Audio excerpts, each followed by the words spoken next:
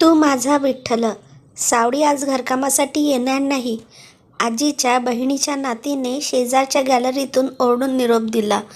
ते आजी ऐकून अस्वस्थ झाल्या. पडल्या पडल्या डोळ्यातून पाणी गळायला लागलं. आता आपलं नॅपकिन कोण बदलणार? खरं तर सावडीमुळे आपण एवढं व्यवस्थित राहू शकतो आणि सावडी येणार नाही म्हणते. पण का? काय झालं? अगतिक होऊन चिडून ओरडून आजीने विचारलं. त्यावर नात म्हणाली, आजी, कर्फ्यू लागला आहे. रस्त्याने जीवावर उदार होऊन येते ती गेल्या 15 दिवसांपासून. तुम्हाला काय माहीत हो बाहेर काय वातावरण आहे ते. एवढं बोलून ती नात आत निघून गेली. आजीला जाणवायला लागलं, खूपच उष्ण पाणी आपल्या गालावरून ओघळतंय. आपल्याला आता खरं तर मरून जावं वाटतंय. देवा, काय खेळ लावला आहेस रे ह्या जीवाचा. लवकर संपव तरी. अरे, आमच्यासारखी मरण मागणारी माणसं सोडून तरुण लोक घेऊन चाललास. न्याय कुठे आहे तुझा? तेवढ्यात आजीला लॅच उघडल्याचा आवाज आला. आजी ओरडली भयभीत होऊन, कारण चावी फक्त सावडीकडेच असते. आणि आताच तर निरोप असा आजी विचार करत होती तर समोर गोड हसणारी सावळी उभी होती. आजी म्हणाली, काय गंमत करतेस का ग माझी म्हातारीची? सावळी ओढणी कमरेला बांधत म्हणाली, गंमत केली नाही, माझ्या बापाने केला होता तो फोन. कारण खरंच बाहेर वातावरण खराब झालं आहे. बाप म्हणतो लग्न आहे तुझं, काही झालं तुला तर. ऐकून आजीला हुंदकाच फुटला आणि आजी चादरीत तोंड लपवून रडू लागली. सावळे, किती करतेस ग माझ्यासाठी. नक्की आज पण भांडून आली असशील घरच्या लोकांसोबत. सावळीने लगेच आजीचा हात हातात घेतला. आजी, रडू नका. तुमचेच खूप उपकार आहेत माझ्यावर. त्यासाठी हे करणं तर काहीच नाही. चला उठा, स्वच्छ व्हा छान. सावळीच्या मदतीने आजी अगदी प्रसन्न तयार होऊन मस्त बसली. आपल्या काळ्याभोर विठ्ठल मूर्तीसमोर सावळीची सगळी लगबग सुरू होती. छोट्याशा मूर्तीला तुळशीहार तयार होता. त्याच्यासमोर पुसून नाजूक रांगोळी रेखाटली होती. चांदीची निरांजन चकचकीत घासून साजूक तुपाने गच्च भरलेली शांतपणे तेवत होती. आजी शांत मनाने जप करत होती. स्वयंपाकघरातून सावडी बाहेर आली चहा घेऊन. आजीने चहा घेताना विषय काढलाच. सावळे, तू नसतीस तर काय झालं असतं ग माझ्या म्हातारीचं. नुसतं पैसा असून उपयोग नसतो बघ. आयुष्यात मायेनं जवळ घेणारं लागतंच कुणीतरी. नुसतं रक्ताच्या नात्याचं नाही ग बाई, मनाच्या नात्याचं. हो की नाही ग? जशी मला तू. सावळी म्हणाली, आजी, हे सगळं तुम्ही जीव लावता म्हणून आहे. टाळी एका हाताने वाजत नाही. आजी, मला आजही आठवतं. एकतर पोरगी आणि त्यात काळी म्हणून बाप चिडवत होता, मारत होता. म्हणून आई तुमच्याकडे कामाला येताना सोबत घेऊन यायची. तुमच्या मनाला पाझर फुटला. माझं शिक्षण केलं. आज मी चांगल्या हॉस्पिटलमध्ये नर्स आहे. ती तुमच्यामुळे. आणि मग माझं शिक्षण जर तुमच्या कामाला आलं नाही तर काय उपयोग हो? मध्ये आई गेली तेव्हा तर खरा आधार पैशानं मनानं तुम्ही दिला मला. आणि त्या पैशापेक्षा संस्काराची शिदोरी दिली आजी. तुमच्याकडे असलेले सणवार, भजन, पूजा, आनंद कसा मिळवावा ते शिकून गेले. ते सगळं मला अनुभव दिलत तुम्ही. आजोबांना जाऊन वर्ष पण झालं नाही तर तुम्ही अशा पॅरालिसिस झाल्या. तुम्हाला मुलंबाळ नसलं तरी तुम्ही मला मुलीसारखं जपलं ना. मग माझं कर्तव्य मी करतीये आणि करणार. होणाऱ्या नवऱ्याला पण सांगितलं आहे मी. सकाळचे 2 तास माझे आजीसाठी आहे, खास लग्नानंतर सुद्धा. म्हणून सांगते आजी, तुम्ही काळजी करू नका. मी येते बरोबर कशीही. मला माहिती आहे मी गेल्यावर तुमच्या बहिणीची नात जी वर राहते ती येते तुमच्या मदतीला. पण तुम्हाला पण मी येऊन गेल्याशिवाय करमत नाही ना. दोघीही हसल्या. हसत हसत आजीच्या डोळ्यात पाणी आलं. आजी म्हणाली, सावळे, तू ही विठ्ठल मूर्ती दिली आणि तेव्हापासून मला तू सतत जवळ असल्यासारखं वाटतं.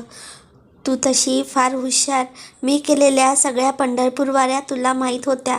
पण ह्या 3 वर्षापूर्वी गुडघ्याच्या दुखण्याने मला वारीला जाता नाही आलं म्हणून मी नाराज होते. तर तू चक्क ही मूर्ती आणून ठेवली माझ्या हातात, काळीभोर आणि शांत. बरं आजी, आता जाऊ का मी? अहो, माझी आजी सासू सिरियस आहे. म्हणून लग्न उद्याच करायचं ठरलंय. हे लॉकडाऊन काही उघडत नाही म्हणून घरातच करणार आहोत. उद्या फक्त धकवून घ्या. परवा येतेच मी, आशीर्वाद द्या मला. आजीला गहिवरून आलं. सगळ्यांनी काळी म्हणून हिणवलेलं लेकरू कष्टाळू आणि प्रामाणिक होतं. उद्या तिच्या नव्या आयुष्याला सुरुवात होणार होती. तिला जवळ घेत आजी म्हणाली, काय देऊ ग तुला? तशी सावळी म्हणाली, आनंदी राहण्याचा आशीर्वाद, बस, बाकी काही नको. आजीला तेवढ्यात काहीतरी आठवलं. आजी म्हणाली, सावळे, तू खरेदी केली की नाही? तुला माझ्या त्या पैठणी लुगड्यासारखं लुगडं घालायचं होतं ना, आणि त्यावर मोत्याची नथ. सावळी हसली आणि म्हणाली, आजी, हे लॉकडाऊन इतकं झटपट झालं. खरं तर आईने पैसे साठवून ठेवले होते मला तसं पैठणी लुगडं घ्यायला, पण आता राहिलं. जाऊ द्या, नंतर घेऊ. चला मी येऊ? आजी म्हणाली, थांब, ते कपाट उघड. ती खालच्या कप्प्यात सुती कापडाची घडी आण इकडे. सावळीने पटकन ती घडी ठेवली हातात. आजीनं त्यातून लालचुटूक पैठणी काढली आणि सावळीला म्हणाली, घाल लग्नात, आणि परवा मला आणून दाखव कशी दिसतेस ती. तशी सावळी म्हणाली, आजी, अहो, मी तुमच्यासारखी पैठणी घेणार होते, पण रंग हा नाही. अहो, माझ्यासारख्या काळीला चांगली तरी दिसेल का? आजी म्हणाली, सावळे, अगं, माणसाचा कातडीचा रंग गौण असतो ग. त्याचं मन ज्या रंगाचं असतं ना, त्यावर त्याचं सौंदर्य असतं. म्हणजे कपटी, धूर्त, प्रेमळ, निरागस असे वेगवेगळे रंग असतात. त्यावर विचार करायचा असतो. आणि आता मला सांग, ह्या विठ्ठलाचं वस्त्र कोणत्या रंगाचं आहे ग? सावळी हसून म्हणाली, अगदी तसंच, लाल. आजी लगेच म्हणाली, मग त्याला ते वाईट दिसतं का? सावळी म्हणाली, आजी, तो देव आहे, त्याला चांगलंच दिसणार. आजी हसली, म्हणाली, सावळे, देवत्व मूर्तीत नसतं असं नाही, पण मूर्तीशिवाय जेव्हा ते बघायचं असतं ना, तर ते माणसाच्या कृतीत, कष्टात, स्वभावात बघायचं असतं. आता ह्या महामारीच्या काळात तर तू म्हटली ना, हे शेतकरी, पोलीस, नर्स, डॉक्टर, सफाई कामगार अगदी देव बनून पृथ्वीवर वावरत आहेत म्हणून. सावळीने दोन्ही हात कोपरापासून जोडले आणि आजीला म्हणाली, बोलण्यात मी तुम्हाला काही हरवू शकणार नाही. द्या ते लुगडं, मी परवा नेसून आणि नवऱ्याला घेऊन येईल आशीर्वाद घ्यायला. आणि सेवेला पण येईल. जाऊ का आता? आजीने नथीची डबी पण ठेवली हातात.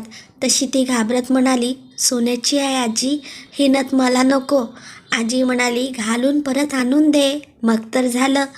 अगं, पैठणीवर शोभून दिसेल. सावळीचे डोळे पाणावले. ती पटकन आजीच्या गळ्यात पडली आणि चटकन निरोप घेऊन निघाली. आजी हताशपणे पडून राहिली, विठ्ठलाकडे पाहत. तिसऱ्या दिवशी लालचुटूक पैठणी घालून नवऱ्यासोबत ती आजीच्या अपार्टमेंटच्या गेटमधून आत शिरली. तसं आजीच्या नातीने तिला वर ये म्हणून हाक मारली. सावळीला खरं तर आधी आजीला भेटायचं होतं, पण आधी तिच्याकडे जावं लागलं. नातीने दरवाजातच तिला थांबवलं. तोंडाला मास्क बांधून ती बोलत होती. तिने सावळीला आजीच्या फ्लॅटची चावी मागितली आणि म्हणाली, सावळे, अगं, परवा तू गेल्यावर काही तासातच आजी गेली. अगं, तू केलेलं जेवण द्यायला मी फ्लॅटमध्ये गेले तर आजी रडत होती. मला म्हणाली, माझ्या सावळीचं लग्न आहे, तिला दिलेली पैठणी आणि तिला माझी आठवण म्हणून सांग. मी जवळ बसले तर मला म्हणाली, ती विठ्ठल मूर्ती दे माझ्याजवळ. त्या मूर्तीला कवटाळून म्हणत होती, खरं सांग, तू सावळी बनून येत होतास ना? आणि प्राण सोडले ग तिने. सावळी सुन्न होऊन गेली. नवऱ्याने तिला सावरलं. ती निघाली आणि निघताना म्हणाली, त्या नातीला मला ती विठ्ठल मूर्ती देता का? नातीने लगेच फ्लॅटचे कुलूप उघडून ती मूर्ती तिच्या हातात दिली. सावळी विठ्ठल घेऊन चालू लागली. पण सावळीच्या मनातला प्रश्न विठ्ठल ऐकत होता.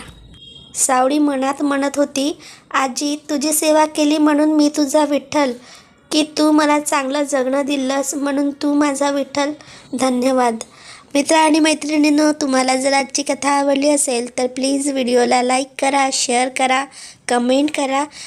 आणि तुम्ही जर आज माझ्या चॅनलवर पहिल्यांदा आला असाल तर चॅनलला सबस्क्राईब करायला विसरू नका. धन्यवाद.